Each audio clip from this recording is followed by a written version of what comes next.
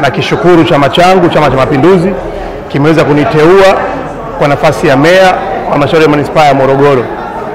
Hivyo nichukue nafasi hii kuahidi ndugu zangu, wananchi wenzangu wa manispaa ya Morogoro, ya kwamba katika kipindi hicho miaka 5 ijayo natarajia kwenda kufanya kazi vizuri pamoja na madiwani wenzangu.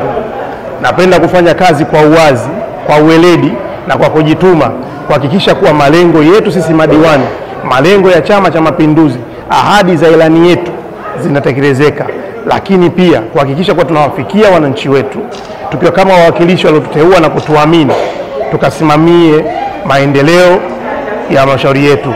Tunajua tuna kiu nyingi, tuna mahitaji mengi, tuna shida vitu vingi, lakini kwa ilani tuliyokuwa nayo Chama cha Mapinduzi, tunajua mambo yote hayo yameahidiwa na yatatekelezwa.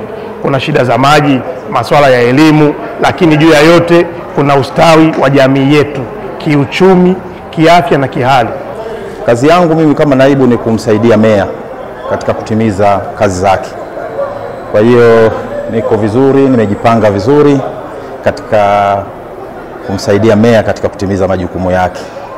Pia kwenye nafasi hii ya unaibu unakuwa na majukumu mengine, hasa kuangalia maslahi ya madiwani na kuwaunganisha madiwani. Unakuwa kama ndio afisa pale ambao unawasimamia madiwani wote kwa ajili ya kuunganisha kati ya madiwani na mkurugenzi wa halmashauri au madiwani na meya.